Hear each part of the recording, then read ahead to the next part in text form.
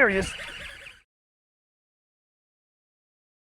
Welcome to another episode of Bassing with Captain Lou. Good morning, guys. I know it's been a while. I haven't done a video in a little while because my big boat is out of commission, but I should have it soon. I'm out here because I want to bring you guys along and show you how I break down the cover and find a pattern. And the reason why that's important is because this location right now has been flooded. The water management district, what they do is they use this location to filter water, and what they do is every so often, every few months or so, they just bring in a bunch of water and the water level rises and the fish scatter all over the place. So what I'm going to do is I'm going to bring you guys along and show you how I break down the cover and hopefully find a bite and have a good time in the process. So stay tuned and let's see what I can find out. So as I move along to find where the fish are at, I'm in observation mode. I'm fishing, but I'm really in observation mode the entire time.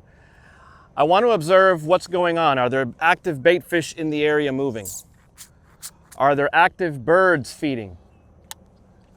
Okay, are there actual bass blowing up, chasing bait? Okay, these are the things that I start doing when I start fishing, when I start breaking down cover, is I just take a moment to observe and listen. And you'll be surprised the clues that Mother Nature provides you if you give yourself the moment just to relax and just to think and look to see what's going on. I know many of us are excited to just go fishing, period. You had a long week and you just want to get on the water and you just want to fish. I get that. I'm the same way when I have rough weeks. However, if you just take a moment to observe what's happening, it might help you get fish in the boat quick. If your goal is to catch fish, some people just want to get out on the water, period, and that's okay.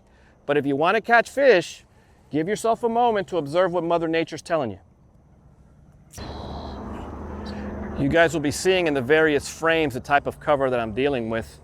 I have pepper grass, I have pencil grass or Kissimmee grass. I don't know if that's Kissimmee grass down here, but I call it reeds or pencil grass. And then I have sawgrass or cattails on one particular side.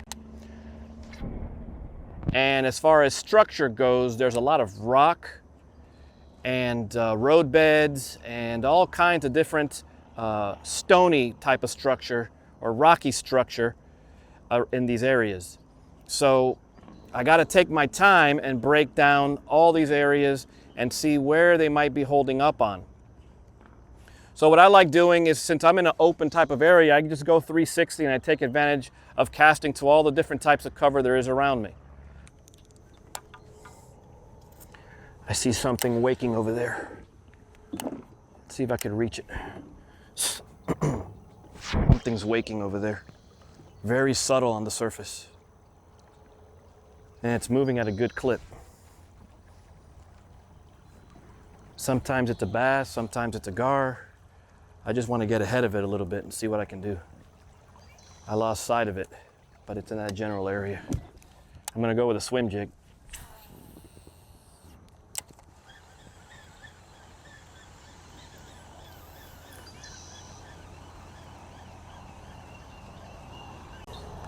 All right, nothing. Moving on. Here's a brief little advertisement. I'm not sponsored by these people at all, but I have been using this company by the name of Shannon Outdoors, and I've been using the Bug Tamer Plus. And I tell you guys, this thing is awesome. It's a double layered. There's mesh on the inside with some netting on the outside, and the mosquitoes can't penetrate this thing. I gotta give a shout out. I know I haven't given a shout out in a while, but Flats and Bays, buddy, ever since you referred or recommended me this thing, it has been a game changer when it comes to mosquitoes. I wasn't feeling the frog, so I switched over to a swim jig, and I'm hitting the different, like I mentioned earlier, I'm hitting the different depths. Started up top, now I've transferred to the middle. Nothing yet. It's very, very quiet morning, but that's the way it goes. Sometimes they turn on here later on in the day. So I'll keep plugging away. Let's see what happens. All right, just saw some of these, a cattail move. It just shuddered. I don't know if it's a bass. It could have been a it could have been a tilapia. So I'm gonna focus around those cattails and see if somebody's there. And cattails are such a good tell because once you get the idea of what the wind is doing to the cattails, although it's moving in the wind or a movement opposite to what the wind is doing, it's a good sign that there's a fish around that cattail bumping or rubbing itself alongside of it. So again, keep a close eye on your surroundings. I know this may sound like a little bit out there, but trust me, the guys that catch the nice fish consistently, they may be talking a lot to a camera, but they are paying very close attention to the surroundings around them. Because as you could see here, I don't use electronics, so I gotta rely on the clues that Mother Nature gives me and also an understanding of the area that I'm fishing. Just in case I don't mention it, this actual swim jig, I use several people's swim jigs. In this particular case, I am using a Seibert Outdoors custom tied swim jig. And I am also using a Gambler Little Easy trailer in black and blue. And this is on 50-pound braid.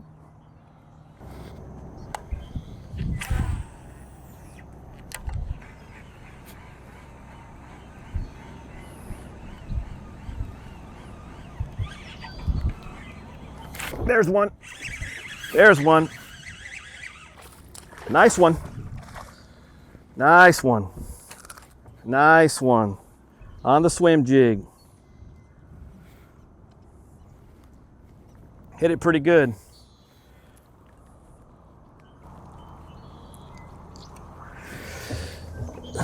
It's a nice one. All right, so that particular fish, I was swimming the swim jig right along these reeds here, this pencil grass, and it was sitting right in the middle of it. And I actually saw it. It came up and just gulped it. So now I'm gonna make a little mental note of that and start focusing on the reeds a little bit. Oh, and I also forgot to mention the setup that I'm using today is a Dobyns Champion 735.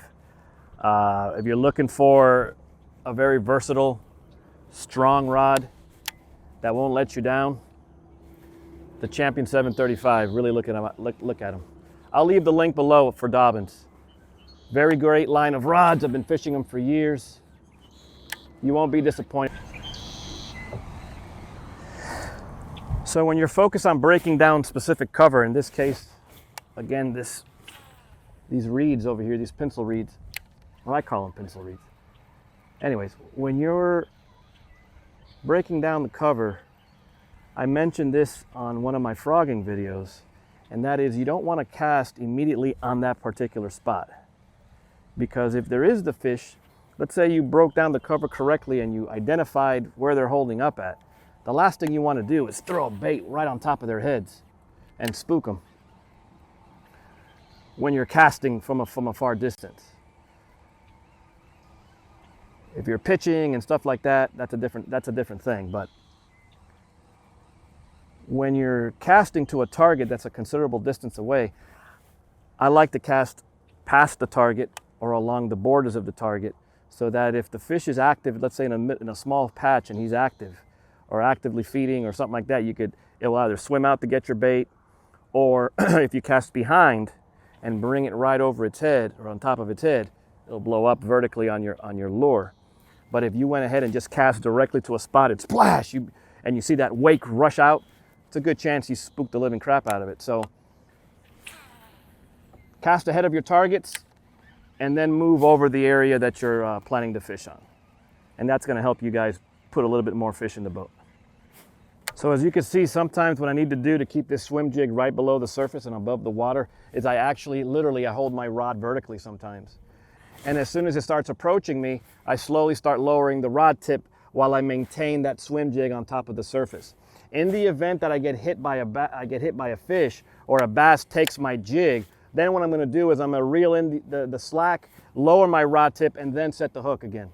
I don't set the hook in this vertical position. You won't have enough leverage to set the hook properly. I just had a bump. Just had a bump.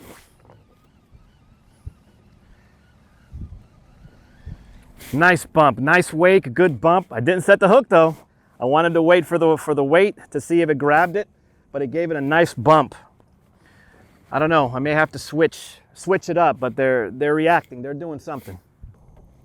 All right, so what I decided on doing is I changed colors, the swim jig color, okay? And this swim jig, I also have showcased. This is one of Big Jim's custom ties. This one was, if you saw my video, and I'll put it up above, the video where I fished right after the hurricane in Lake Okeechobee. This was the swim jig that got me those bites.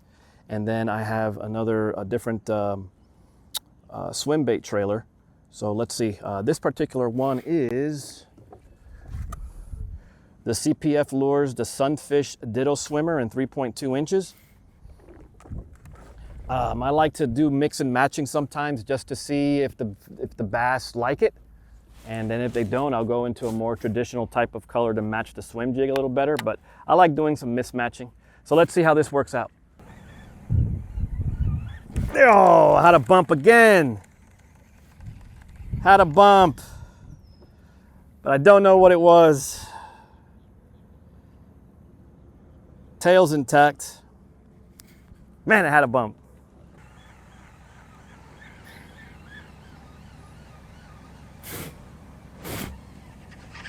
There he is. Ah, here's the culprit. A little bass, that's the culprit. But he didn't get away this time. This is the culprit, this monster right here. Look at this thing. There's one. Oh, he came off. Came off. Oh man, I had him on there for a moment.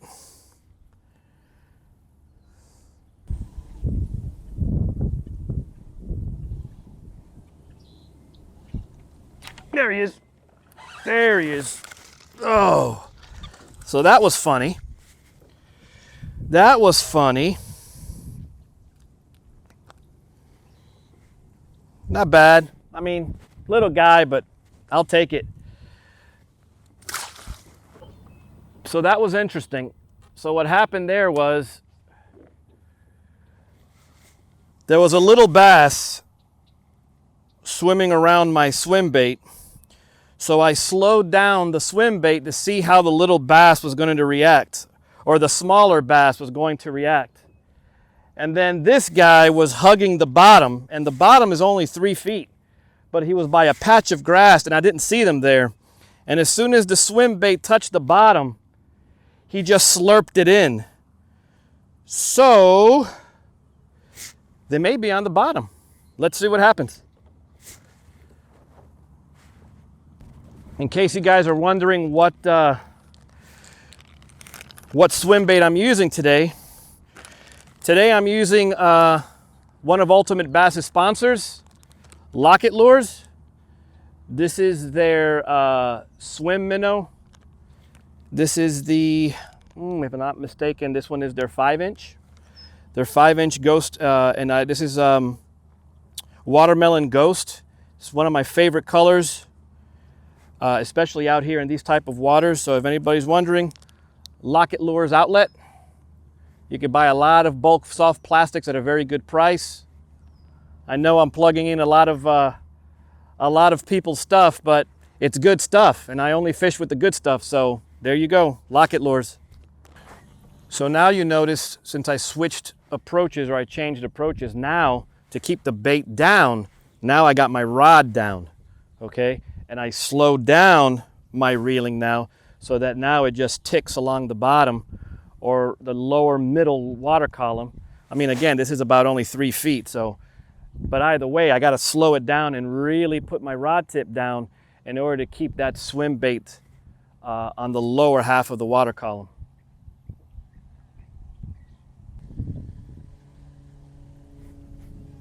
There he is. Oh, I don't know if you guys saw that, but that was a little bass. My hook set was too strong and it catapulted out of the water. But it was a good sign. Again, look, where is it?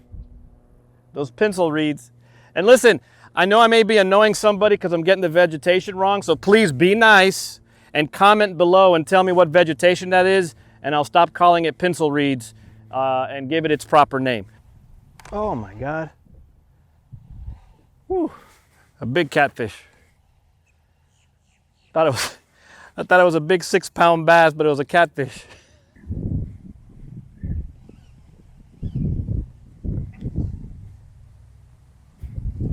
Oh, that was a thunk. Yeah, that was a thunk. Discombobulated my swim bait and took the tail. So usually when that happens, it's probably gar, but yeah, he messed up my swim bait pretty good.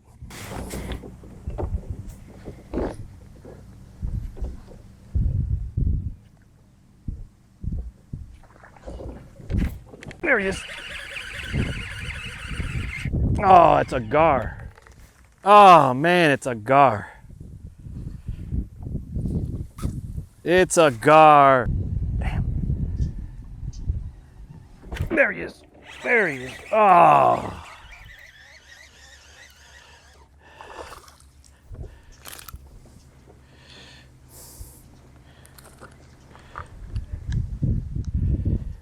It's another little guy, but it goes to the conversation I had with you guys earlier in regards to observing what's around you. So what happened was, let me see if I could get you guys in position here. So anyways, while I get the boat in position, there's a big mat of the pencil reeds right here in front of the boat. And what happened was,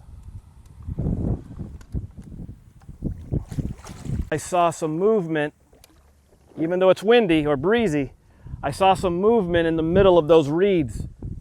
Some reeds were moving and I saw like a little boil of sorts. So I went ahead and cast past that point, and as soon as the swim bait came out of the reeds, he went ahead and grabbed it. So again, it wasn't big, but as you guys could see, the fishing is pretty slow today, so I'll take any bite I can get. It makes for a fun day. But the tip here is always be watching, always be observing.